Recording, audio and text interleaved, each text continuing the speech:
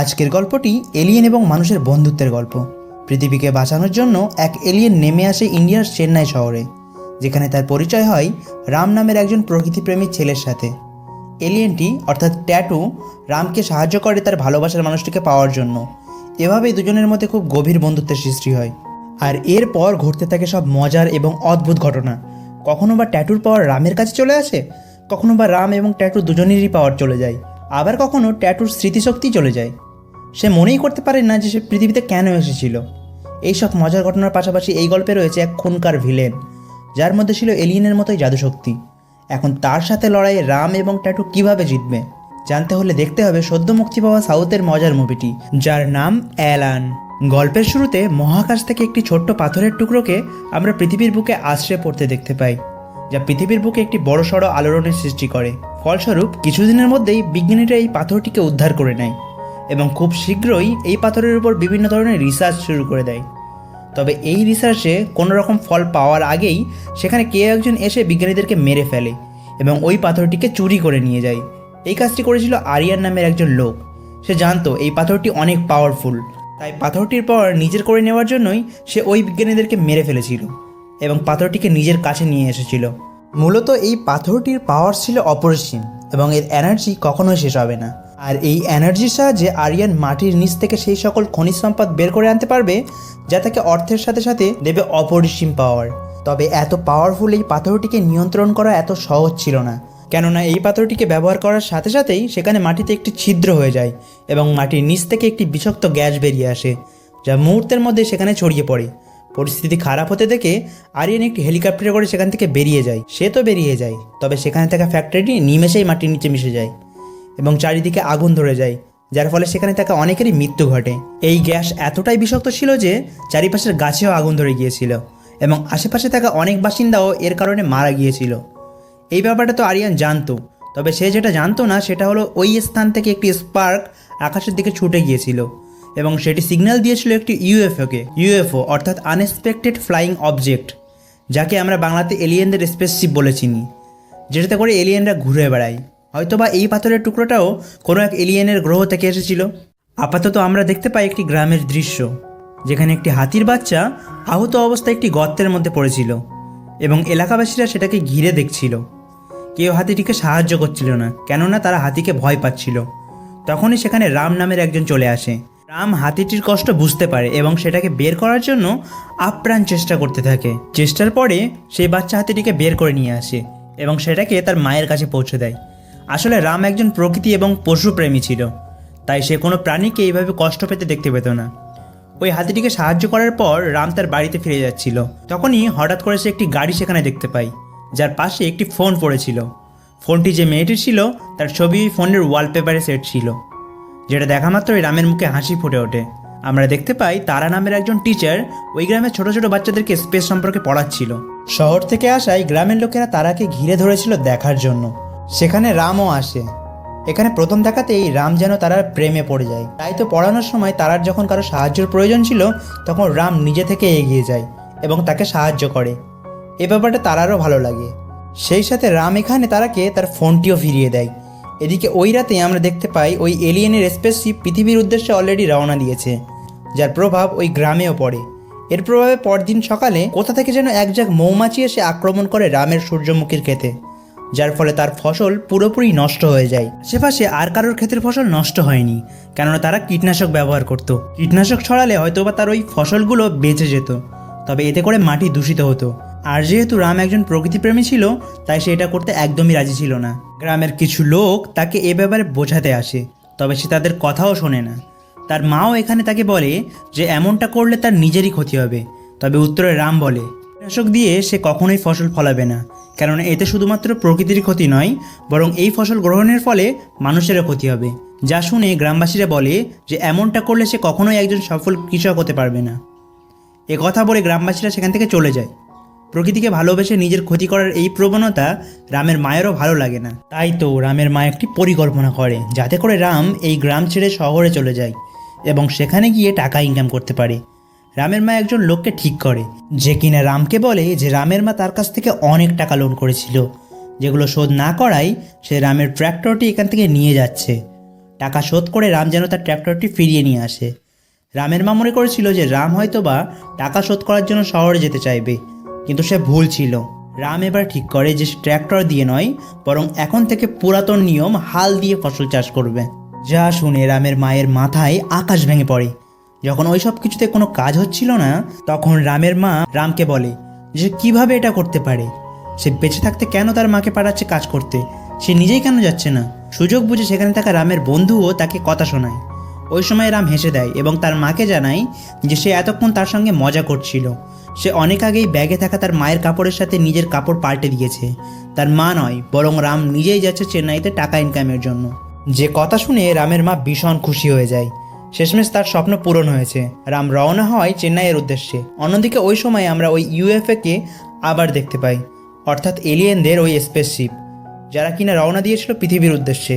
ইউএফওতে থাকা ওই কিউট এলিয়েনটি পৃথিবীর কোন স্থানে পাথরটি আছে তা খুঁজে বের করে। যেহেতু সেটা ইন্ডিয়ার চেন্নাইতে ছিল, তাই সেখানকার সকল মানুষের ভাষা এবং মানুষের ব্যাপারে সম্পূর্ণ জ্ঞান অর্জন করে নেয় সে। এখানে আরিয়ান দেশের সব বড় বড় ইনভেস্টরদের সঙ্গে মিটিং করছিল। সে তাদেরকে জানায় যে তার কাছে এমন একটি পাথর আছে যার সাহায্যে সে যত ইচ্ছে তত পৃথিবী থেকে এনার্জি বের করতে পারবে। এই এনার্জিকে বলা হয় নোভা গ্যাস, যার দ্বারা প্রচুর লাভবান হতে পারবে। এই কথায় সব ইনভেস্টররা বেশ খুশি হয়ে যায়। তবে তাদের মধ্যে থেকে একজন লোক এর বিরুদ্ধে প্রতিবাদ করে। লোকটির মতে এই নোভা গ্যাসের ফলে পৃথিবী ধ্বংস হয়ে যাবে, তাই সে এই প্রজেক্টে নিজে তো থাকবেই না, আর সেই সাথে সাথে প্রজেক্টটি সম্পন্ন হতে দেবে না। কথা বলে লোকটি সেখান থেকে বেরিয়ে যায়। তবে সে বেশি দূর যেতে পারে না। পথে আরিয়ানের সাথে আলিজা তাকে মেরে ফেলে। এদিকে নিশ্চিন্তে আরিয়ান সেখানে থাকা বাকি ইনভেস্টরদের একটি রোবট দেখায়, যে রোবটটি তাদেরকে রক্ষা করবে, যার ফলে তাদের কেউ কোনো ক্ষতি করতে পারবে না। ফলে এত লাভ এবং নিজেদের সুরক্ষার কথা ভেবে সব ইনভেস্টররা আরিয়ানের এই প্রজেক্টে টাকা ইনভেস্ট করতে রাজি হয়ে যায়। অন্যদিকে পরদিন সকালে রাম এসে পৌঁছায় চেন্নাইতে।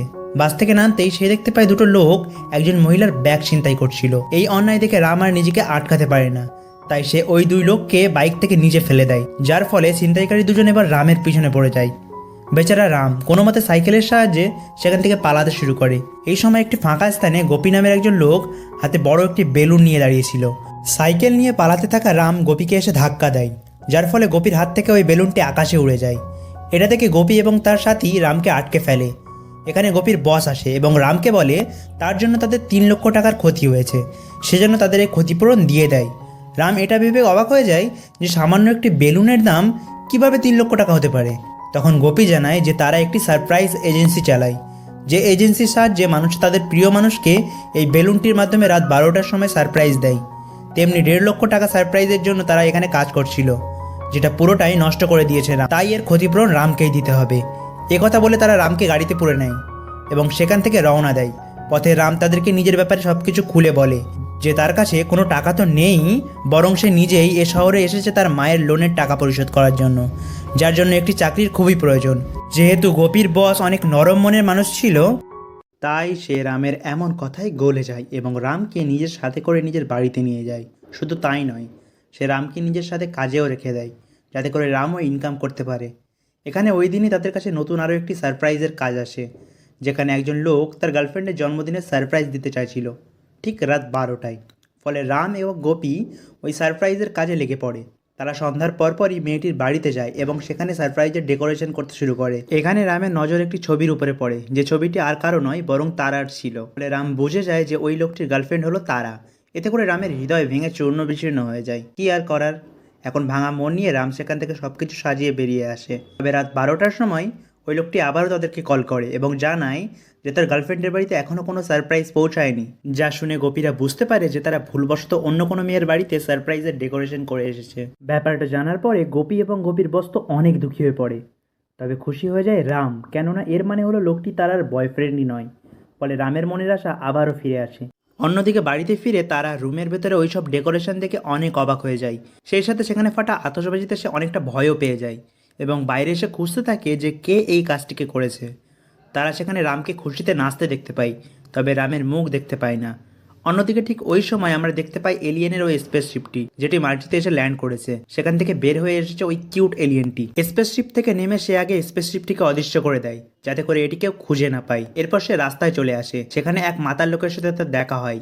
মজার বিষয় হলো মাতার লোকটি ওই এলিয়েনটিকে কিছু টাকা ধরিয়ে দেয়, কেননা সে মনে করেছিল যে এটি কোনো ভিক্ষুক। আর এরপরে এলিয়েনটি খুবই স্টাইলের সাথে সেখানে আসা একটি গাড়ির উপরে চড়ে বসে। এই গাড়িতে রাম, গোপী এবং তার বসরা ছিল, যারা কিনা খালি চোখে এলিয়েনের দেখতে পাচ্ছিল না। গাড়িতে করে এলিয়েনটি পৌঁছে যায় সেই স্থানে যে স্থানে ওই পাথরটি ছিল, অর্থাৎ আরিয়ানের ল্যাবে। ভিন গ্রহ থেকে আসা এলিয়েনের কাছে ছিল অনেক ম্যাজিক্যাল পাওয়ার, যেটির সাহায্যে ওই ল্যাবে থাকা সিকিউরিটিকে বোকা বানিয়ে খুব সহজেই ল্যাবের ভিতরে প্রবেশ করেছে। তবে ল্যাবের ভিতরে দিয়ে যাওয়ার সময় তার ধাক্কা লাগে এক সিকিউরিটি গার্ডের সঙ্গে, যার ফলে সিকিউরিটি গার্ডটি পড়ে যেতে যাচ্ছিল। অদৃশ্য এলিয়েনটি তাকে হাওয়াতে ভাসিয়ে দেয়। এরপর তাকে ঠিকঠাকভাবে মাটিতে দাঁড় করিয়ে তার বাইক নিয়ে এদিক সেদিক ঘুরতে থাকে, যে পুরো ঘটনাটি সিসিটিভি ক্যামেরাতে রেকর্ড হয়ে যায়। ওই সময়ই ল্যাব থেকে আরিয়ানরা চলে যাচ্ছিল।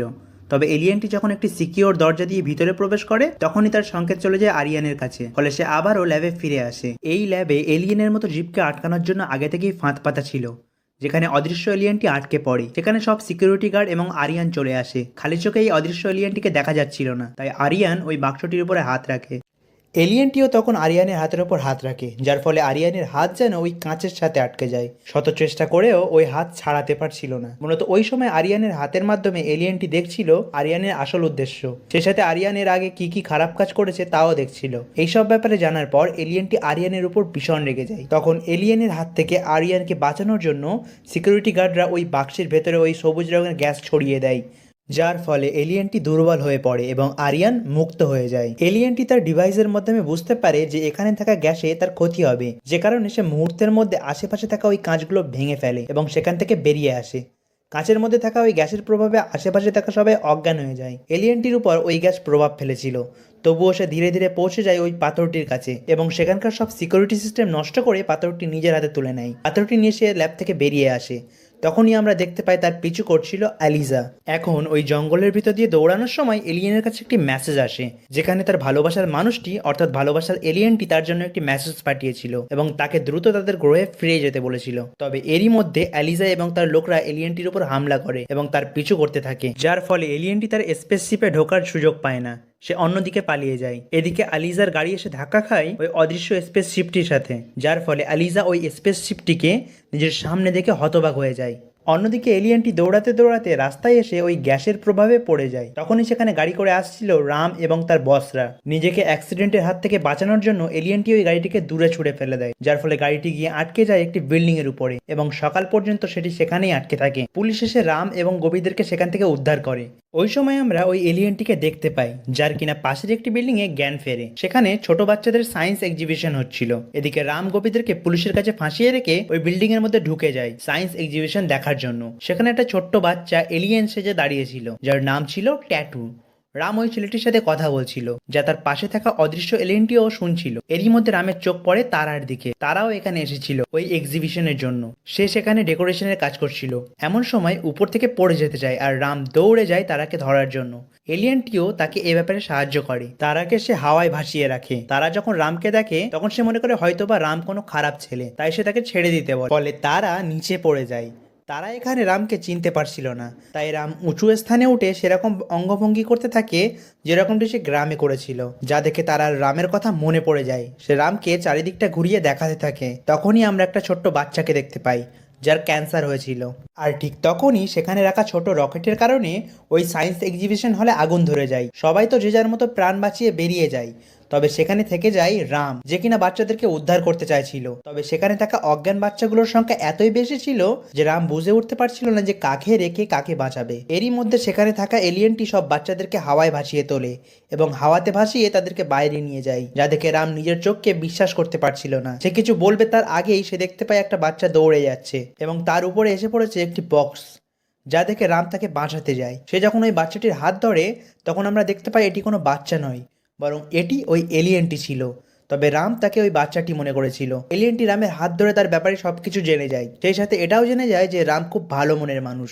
সে প্রকৃতি এবং পশু পাখিকে অনেক ভালোবাসে। রাম ও এলিয়েনটিকে নিয়ে সেখান থেকে রওনা দেয়। পথে এলিয়েনের জ্ঞান ফিরে আসে এবং সে রামের সাথে কথা বলতে শুরু করে। রামও তাকে ওই বাচ্চা মনে করে কথা বলতে থাকে। এলিয়েনটি তাকে বলে যে সে একটা এলিয়েন, কিন্তু রাম তার কথা বিশ্বাস করে না। তখনই এলিয়েনটি সেখান থেকে অদৃশ্য হয়ে যায় এবং সামনের সিটে চলে আসে, যা থেকে রাম হতবাক হয়ে যায় এবং বুঝতে পারে যে এটি সত্যি একটি এলিয়েন, যার ফলে সে নিজের গাড়ির কন্ট্রোল হারিয়ে ফেলে এবং সেখানেই অ্যাক্সিডেন্ট হয়ে ব্রিজ থেকে নিচে পড়ে যায়। তবে নিচে পড়ার সময় এলিয়েনটি কোনো মতে গাড়িটিকে ব্যালেন্স করে ফেলে এবং সেখানে সুন্দরভাবে ল্যান্ড করায়। রাম কিছুতেই মেনে নিতে পারছিল না যে তার পৃথিবীতে একটি এলিয়েন এসেছে, তাই সে এলিয়েনকে নিজের থেকে এবং নিজের পৃথিবী থেকে দূরে থাকতে বলে। এলিয়েনটি তাকে বোঝানোর চেষ্টা করে যে তাকে ভয় পাওয়ার কিছুই নেই। তবে রাম তো স্বীকার করতেই রাজি ছিল না যে সে এলিয়েনকে ভয় পাচ্ছে, কিন্তু সে মনে মনে এলিয়েনটিকে ভয় পাচ্ছিল।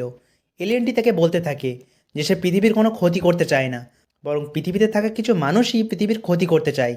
একথা বলে এলিয়েনটি পিছনে ফিরতেই দেখতে পায় রাম অলরেডি গাড়িতে উঠে পড়েছে এবং সেখান থেকে পালিয়ে গিয়েছে। এরই মধ্যে এলিয়েনটি তার হাতের দিকে তাকাতেই দেখতে পায় তার হাতে থাকা ওই পাথরটি সেখানে নেই, অর্থাৎ পাথরটি হারিয়ে ফেলেছে। তবে কোথায় হারিয়েছে তা জানতো না। তাই এই মুহূর্তে তার সব থেকে নিরাপদ স্থান ছিল রাম, কেননা হাত ধরার মাধ্যমে সে জানতে পেরেছিল যে রাম কতটা ভালো মনের মানুষ। তাই তো সে রামের ওই বসের বাড়িতে পৌঁছে যায়। এখানে পৌঁছে সে দেখতে পায় রাম তার বসকে ওই এলিয়েনটির ব্যাপারেই বলছিল, যে ব্যাপারে তার বসরা কিছুতেই বিশ্বাস করতে চাইছিল না। একে তো রাম তাদেরকে ওই পুলিশের কাছে ফাঁসিয়ে দিয়েছিল, এই কারণে তারা অলরেডি রেগে ছিল রামের উপরে। এর উপরে আবার রাম এখন এসে এলিয়েনের বাহানা করছে, তাই তারা রামকে উল্টোপাল্টা কথা শোনাতে থাকে। এরই মধ্যে আমরা ওই এলিয়েনটিকে দেখতে পাই যে কিনা অদৃশ্য অবস্থাতে আশেপাশে সবকিছু নাড়িয়ে নাড়িয়ে দেখছিল। ওই সময় গোপী বাথরুম থেকে গোসল করে বের হয়। যখনই পারফিউম স্প্রে করতে যায় তখনই ওই পারফিউমের গ্যাস গিয়ে লাগে ওই এলিয়েনের মুখে, যার ফলে এলিয়েনটি হাঁচি দিয়ে দৃশ্যমান হয়ে পড়ে। তাকে এভাবে দেখে গোপী জোরে চিৎকার করতে থাকে এলিয়েন এলিয়েন বলে, যা দেখে গোপীর বস ভীষণ রেগে যায়। সে মনে করে হয়তোবা গোপীও এখন রামের সাথে তাল দিচ্ছে,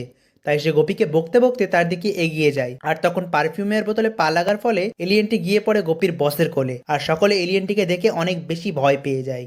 তবে এখানে ভয় পাওয়া সত্ত্বেও তারা যখনই সুযোগ পায় তখনই সেই এলিয়েনটিকে বেহুশ করে দেয় আর এলিয়েনটিকে সেখানে বেঁধে ফেলে। যার কিছুক্ষণ পর যখন এলিয়েনটির জ্ঞান ফিরে আসে তখন তারা ওই এলিয়েনটিকে জিজ্ঞাসা করে সে এখানে কেন এসেছে, যার উত্তরে এলিয়েনটি সবকিছু সত্যিটা বলে দেয়। আর সে বলে তাকে যে করেই হোক সেই পাথরটিকে নিজের প্ল্যানেটে নিয়ে ফিরে যেতে হবে। এখানে এলিয়েনটির পুরো ঘটনাটি শোনার পর তারা এলিয়েনের থেকে ভয় পাওয়া বন্ধ করে দেয়, কারণ তারা জানতে পেরে গিয়েছে যে ওই এলিয়েনটি একদমই ভয়াবহ নয়। এছাড়া তারা এলিয়েনটিকে একটি নামও দিয়ে দেয়, এই নামটি হলো ট্যাটু। ঠিক তখনই রামের সাথে দেখা করার জন্য চলে আসে সেখানে তারা, এবং সেখানে শপিং মলে আগুনের মধ্যে থেকে বাচ্চাদেরকে বাঁচানোর জন্য রামকে এখানে ধন্যবাদ জানায়। আর তখন এলিয়েনটি রামকে ছুঁয়ে বুঝতে পারে যে রাম তারাকে ভালোবাসে। এই কারণে তারা যখন রামের সাথে দেখা করে সেখান থেকে যেতে থাকে তখন এলিয়েনটি তারার উপরে অনেকগুলো ফুল ছড়িয়ে দেয়, যে বিষয়টি তারার অনেক বেশি ভালো লাগে এবং সে এটা নিয়ে চিন্তা করতে থাকে যে এটা হয়তো রাম তার জন্যই করেছে। এখানে তারাকে পটানোর জন্য রামের সাহায্য করার কারণে রাম এখানে এলিয়েনটির উপরে অনেক বেশি খুশি হয়ে যায় এবং রাম এখানে নিজের বসকে বলে আমরা এই এলিয়েনটিকে নিজেদের কাছেই রেখে দিই, যে কথায় রামের বস এখানে রাজিও হয়ে যায়। যে কারণে এখন এলিয়েনটিও তাদের টিমে জয়েন হয়ে যায় এবং এরপর থেকেই তারা অনেক এনজয় করতে শুরু করে আর তার সাথে সাথে নিজেদের কাজটিও সম্পন্ন করতে থাকে। তবে এরই মধ্যে রাম এটাও দেখতে পায় যে ট্যাটু নিজের প্ল্যানেটকে অনেক বেশি মিস করছে। অন্যদিকে আমরা আরিয়ানকে দেখতে পাই যে কিনা নিজের ল্যাবের মধ্যে ছিল। এখানে আলিজা তাকে বলে একটি লোক আছে যে লোকটি অনেক আগে একবার ইউএফও দেখেছিল, কিন্তু তার কথায় কেউ তখন তাকে বিশ্বাস করেনি। এই কারণে তারপর থেকে সেই লোকটি এলিয়েনদের খোঁজ করার কাজে লেগে পড়েছে। সেই লোকটা হয়তো আমাদেরকে সাহায্য করতে পারবে। এই কথা শুনে আরিয়ান সেই লোকটিকে নিজের ল্যাবের মধ্যে নিয়ে আসে এবং তাকে সেই ইউএফওটি দেখায় যেটি তারা সেদিন জঙ্গলের মধ্যে পেয়েছিল। ইউএফওটি দেখে লোকটি এখানে বলে যদি সেই এলিয়েনটি এই শহরে থেকে থাকে তাহলে আমার কাছে এমন একটা ডিভাইস আছে যেটির মাধ্যমে আমরা এলিয়েনটি পর্যন্ত পৌঁছাতে পারবো। এই বলে সে অনেকগুলো ড্রোন শহরে উড়িয়ে দেয় যাতে করে সে যত তাড়াতাড়ি সম্ভব সেই এলিয়েনটিকে ধরতে পারে। এদিকে আমরা দেখতে পাই তারা একটি বাচ্চার সাথে বসে আছে, যে বাচ্চাটির লাস্ট স্টেজ ক্যান্সার আছে। ঠিক তখনই সেখানে রাম ট্যাটুর সাথে সেখানে চলে আসে। তবে এখানে ট্যাটু অদৃশ্য অবস্থায় ছিল। এখানে বাচ্চাটির মা অনেক বেশি কান্নাকাটি করছিল, কারণ তার বাচ্চা ক্যান্সারের কারণে কিছুদিনের মধ্যেই মারা যাবে। এসব দেখে ট্যাটু তখন রামের হাত সে বাচ্চার হাতের উপরে রেখে দেয় এবং তারপর সে এখানে নিজের পাওয়ারের সাহায্যে ওই বাচ্চাটির শরীরে থাকা সকল ক্যান্সারের সেলসগুলিকে শেষ করে ফেলে, যে কারণে ওই বাচ্চাটি এখানে পুরোপুরিভাবে ঠিক হয়ে যায়। যে বিষয়টি দেখে তারা এখানে অনেকটা অবাক হয়ে যায়। সে ভাবছিল যে এটা কিভাবে সম্ভব। এখানে ট্যাটু ওই বাচ্চাটির হাত ধরে তার অতীতে দেখতে পাই যে পাথরটি আসলে ওই বাচ্চাটি পেয়েছিল এবং সেই পাথরটি বাচ্চাটির নিজের কাছেই রেখেছিল। বাচ্চাটি যেখানে পাথরটি রেখেছিল ট্যাটু সেখান থেকে সেটি বার করে নেয়। তারপর ট্যাটু রাম আর তারাকে নিয়ে সেখান থেকে বেরিয়ে পড়ে। এদিকে আমরা দেখতে পাই সেই লোকটি আরিয়ানকে বলছিল সেই এলিয়েনটি কোথায় আছে সেই সম্পর্কে আমরা জানতে পেরে গেছি। এই বলে সে সেই এলিয়েনটিকে ধরার জন্য আরিয়ানকে একটি স্পেশাল বন্দুক দিয়ে দেয়, যে বন্দুকের গুলি লাগার সাথে সাথেই মানুষ পুরোপুরিভাবে জমে যায় এবং সে বলে যেমন তোমার জন্য এই পাথরটি জরুরি তেমনি এলিয়েনের জন্য স্পেসশিপটি জরুরি। এই কারণে তুমি সেই স্পেসশিপটি বাইরে নিয়ে যাও। সেই স্পেসশিপটির সিগন্যাল পেতে এলিয়েনটি নিজেই এসে ধরা দেবে। এদিকে রাম একটি জায়গায় এসে তারাকে এলিয়েনের ব্যাপারে সবকিছু সত্যটা বলতে শুরু করে এবং তারা এলিয়েনের ব্যাপারে জানতে পেরে তো একদমই অবাক হয়ে যায়। এখানে এই এলিয়েনটি বলে, আমি এখানে ঘোরার জন্য আসিনি, আমার মিশন ছিল সেই পাথরটিকে ফেরত নিয়ে যাওয়ার। এরপর আমাদেরকে এখানে এলিয়েনের ফ্ল্যাশব্যাক দেখানো হয়, যেখানে আমরা দেখতে পাই অনেকগুলো এলিয়েন একসাথে বসে কথা বলছে। এখানে তারা এটা নিয়ে ডিসকাস করছিল যে করেই হোক পৃথিবী থেকে সেই পাথরটিকে ফেরত নিয়ে আসতে হবে। তখন সেখানকার একটি এলিয়েন বলে ওঠে, ওই মানুষেরা অনেক বেশি ভয়াবহ, তাই তাদের জন্য এটাই ভালো যে তারা এই পাথরের শক্তি ব্যবহার করে নিজেদের পৃথিবীকে নিজেরাই ধ্বংস করে ফেলুক। কিন্তু এখানে তাদের লিডার বলে ওঠে, এমনটা হওয়া উচিত না, আমাদেরকে ইউনিভার্সের মধ্যে ব্যালেন্স বানিয়ে রাখতে হবে, যে কারণে পৃথিবীকে ধ্বংস হতে দেওয়া যাবে না। এবং এখানে তাদের এই কথার মাধ্যমে শেষমেশ তারা এই সিদ্ধান্ত নেয় যে ট্যাটু পৃথিবীতে গিয়ে সেই পাথরটিকে ফিরিয়ে নিয়ে আসবে। এরপর আমাদেরকে বর্তমানের দৃশ্য দেখানো হয়, যেখানে ট্যাটুর কাছে তার স্পেসশিপের একটি সিগন্যাল চলে আসে। সেটা দেখতে পাওয়ার পরই রাম বলে ওঠে, এটি হয়তো ওইসব লোকদের চাল, যাতে করে তুমি সেখানে যাও আর তারা তোমাকে ধরে ফেলুক। কিন্তু ট্যাটু এখানে বলে, ওইসব লোকেরা আমার কিছুই করতে পারবে না, এছাড়াও এখন আমি এই পাথরটিকে পেয়ে গিয়েছি, এই কারণে আমাকে আমার গ্রহে ফেরত যেতেই হবে। এই বলে সে নিজের স্পেসশিপে যাওয়ার জন্য বেরিয়ে পড়ে। এদিকে সেই লোকটি নিজের ডিভাইসের মধ্যে সিগন্যাল পেয়ে যায় যে সেই এলিয়েনটি তাদের দিকে আসছে। এই কারণে আরিয়ানের সকল লোকেরা এলিয়েনটিকে ধরার জন্য সেখানে চলে আসে। কিছুক্ষণ পরেই সেখানে এলিয়েনটিও চলে আসে এবং এখানে থাকা সকল লোকেরা এলিয়েনটিকে আটক করার জন্য লেগে পড়ে। কিন্তু এলিয়েনটি এক এক করে সেখানকার সব লোকদেরকে মারতে শুরু করে এবং ঠিক সেই সময় রাম সেখানে চলে আসে এলিয়েনটিকে সাহায্য করার জন্য এবং সেও এখানে গুন্ডাদেরকে এক এক করে মারতে শুরু করে এবং শেষমেশ সেখানে ট্যাটুকে বলে, তুমি তোমার স্পেসশিপে করে এখান থেকে বেরিয়ে পড়ো, আমি একা এইসব লোকদেরকে সামলে নেব। যে কথা ট্যাটু রাজি হয়ে যায় এবং তখনই সে নিজের স্পেসশিপ নিয়ে সেখান থেকে বেরিয়ে পড়ে। তবে ঠিক তখনই এলিজা পিছন থেকে এসে রামের মাথায় একটি আঘাত করে দেয় আর এইখানে সে রামকে মেরে ফেলে। আসলে এলিজা এমনটি করেছে যাতে করে এলিয়েনটি আবারও ফিরে আসে এবং তার প্ল্যান অনুযায়ী ঠিক তেমনই হয়। রামকে এভাবে মারতে থেকে ট্যাটু আবারও ফিরে আসে। তবে এবার আসার সময় ট্যাটুর কন্ট্যাক্ট করার ডিভাইসটি সেখানেই পড়ে যায়। এখানে আসতেই ট্যাটু নিজের পাওয়ারের সাহায্যে রামকে আবারও জীবিত করার চেষ্টা করতে থাকে। তবে ঠিক সেই সময় এলিজা সেই স্পেশাল বন্দুকের সাহায্যে ট্যাটুকে ফ্রিজ করে দেয় আর ট্যাটুর ফ্রিজ হওয়া বডিটা সাথে করে তাদের ল্যাবের মধ্যে নিয়ে আসে, যেখানে যাওয়ার কিছুক্ষণ পরেই ট্যাটুর জ্ঞান ফিরে আসে। আর এখানে আরিয়ান তাকে বলতে থাকে, যদি আমাকে ওই পাথরটি দিয়ে দাও তাহলে আমি তোমাকে ছেড়ে দেব। কিন্তু ট্যাটু তাকে সেই পাথরটি কিছুতেই দিতে চায় না। এই কারণে আরিয়ান তখন এখানকার ডাক্তারদের বলে দেয় ট্যাটুর শরীর থেকে তারা যেন রক্ত বের করে নেয়। এদিকে আমরা দেখতে পাই যে রামের বন্ধুরা রামকে হাসপাতালে নিয়ে এসেছে, কিন্তু সেখানকার ডাক্তাররা বলে তাকে বাঁচানো প্রায় অসম্ভব। তবে ঠিক তখনই রামের জ্ঞান ফিরে আসে আর এইখানে সবাই দেখতে পায় তার শরীরের সমস্ত ক্ষতগুলো অটোমেটিকলি ঠিক হয়ে যাচ্ছে। তার মানে এখন তার মধ্যে ট্যাটুর কিছু শক্তি চলে এসেছে। এরপর কিছুদিন পার হয়ে যায় এবং সেই সময়ে সে নিজের শক্তির মাধ্যমে অনেককে সাহায্য করতে থাকে এবং রামের এটা মনে হচ্ছিল যে ট্যাটু হয়তো নিজের গ্রহে ফিরে চলে গেছে, এই কারণে সেও ট্যাটুকে প্রায় মিস করতে থাকে। এদিকে আরিয়ান ট্যাটুর রক্ত নিজের মধ্যে ইনজেক্ট করে নেয়, যেটি ইনজেক্ট করার পরই সে লক্ষ্য করে যে তার যে হাতটি নষ্ট হয়ে গিয়েছিল সেই হাতটি আবারও ঠিক হয়ে গিয়েছে এবং এখন তার শরীরের মধ্যে সেরকম শক্তি চলে এসেছে যেমন শক্তি বর্তমানে রামের শরীরে আছে। তবে ঠিক তখনই ট্যাটুর জ্ঞান ফিরে আসে। তখন সে যেখানে বন্দী ছিল সেই কাঁচকে ভেঙে সেখান থেকে বেরিয়ে আসে এবং এরপর ট্যাটু যখন সকল গার্ডদেরকে মেরে সেখান থেকে বেরিয়ে যেতে যাচ্ছিল ঠিক সেই মুহূর্তে আরিয়ান সেখানে চলে আসে। সে এখন ট্যাটুর থেকে অনেক বেশি শক্তিশালী হয়ে গিয়েছিল।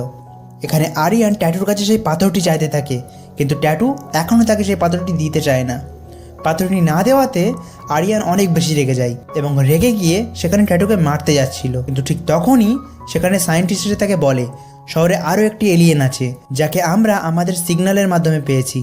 এদিকে রাম সেই জায়গায় এসে পড়ে যেখানে ট্যাটু দ্বিতীয়বার ল্যান্ড করেছিল আর এখানে আসতে সে এখানে ট্যাটুর কন্ট্যাক্ট ডিভাইসটিও পেয়ে যায়, যাতে সে চিন্তা করতে থাকে যে এই ডিভাইসটি এখানে কিভাবে এলো। এর পরের দিন রাম আর তারা যখন একটি প্রোগ্রামে ছিল তখন অন্যদিকে আরিয়ানের কাছে এলিয়েনের এক্সিস্টের আর একটা সিগন্যাল আসে, যে কারণে আরিয়ান তার কিছু লোককে সেখানে পাঠিয়ে দেয়।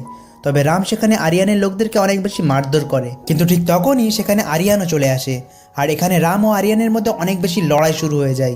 এই মারামারির মধ্যে যখনই রাম আরিয়ানের গায়ে হাত দেয় তখন সে আরিয়ানের অতীতের মাধ্যমে জানতে পারে যে ট্যাটুকে আরিয়ান বন্দি করে রেখেছে। এই মারামারির মধ্যে রামের কাছে থেকে ট্যাটুর সেই ডিভাইসটি নিচে পড়ে যায়, যে ডিভাইসটির মধ্যে আসলে সেই পাথরটি লুকানো ছিল।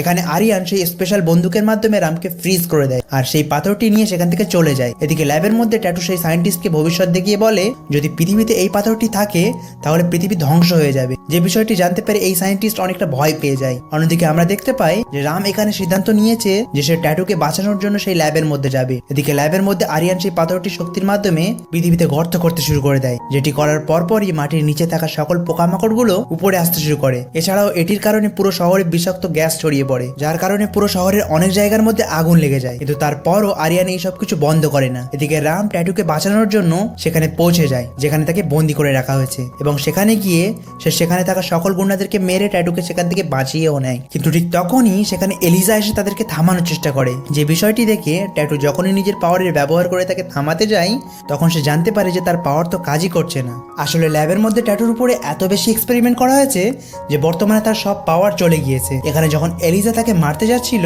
ঠিক তখনই তারা সেখানে চলে আসে আর এলিজাকে ট্রাকের মাধ্যমে অ্যাক্সিডেন্ট করিয়ে তাদেরকে সেখানে বাঁচিয়ে নেয়। এখান থেকে বাঁচার পরই রাম ও ট্যাটু আরিয়ানের ল্যাবের মধ্যে চলে যায় তাকে থামানোর জন্য। কিন্তু সেখানে গিয়ে তারা দেখতে পায় আরিয়ানের একটি রোবট তাদেরকে থামানোর জন্য সেখানে দাঁড়িয়ে আছে, এবং এখানে এই রোবটটি তাদের দুজনকে অনেক বেশি মারধর করে। কিন্তু শেষ পর্যন্ত রাম ও ট্যাটু এক হয়ে ওই রোবটটিকে এখানেই ডিস্ট্রয় করে ফেলে। এই রোবটটিকে মারার পর রাম ও ট্যাটু আরিয়ানের ওই বেস পর্যন্ত পৌঁছে যায়, যেখানে গিয়ে তারা দুজন একসাথে আরিয়ানকে থামানোর চেষ্টা করতে থাকে। কিন্তু আরিয়ানের কাছে তারা দুজন পেরে উঠছিল না। পরে রাম ও ট্যাটু তাদের নিজেদের টেকনিক দিয়ে আরিয়ানকে অনেক মারে। তাদের মারামারির কারণে এক পর্যায়ে মাটিতে গর্ত করার মেশিনটি অন্যদিকে ঘুরে যায়, যার কারণে এখানে অনেক ক্ষতি হয়ে যায়। আর এই সুযোগের ব্যবহার করেই ট্যাটু সেই মেশিন থেকে পাথরটি বার করে নেয়। আর এই লড়াইয়ের মধ্যে এক পর্যায়ে অনেক বড় একটি পাথর আরিয়ানের গায়ের উপর এসে পড়ে, যার কারণে আরিয়ান সেখানেই মারা যায়। আর এই সব কিছুর মধ্যে রাম ও আরিয়ান এই জায়গা থেকে বার হয়ে পড়ে, যার অর্থ শেষমেশ তারা এই পৃথিবী ধ্বংস হওয়া থেকে বাঁচিয়ে নিয়েছে। তাদের কাজ শেষ হয়ে যাওয়ার পরে ট্যাটু স্পেসশিপে নিজের প্ল্যানেটে ফিরে যায়, আর পৃথিবীতে বসে রাম প্রায় সময় ট্যাটুকে মিস করতে থাকে। আর এই দৃশ্যের সঙ্গে গল্পটি এখানেই শেষ হয়ে যায়। পরবর্তীতে আমরা আরও একটি নতুন স্টোরি নিয়ে ফিরে আসছি। ততক্ষণের জন্য দেখতে থাকুন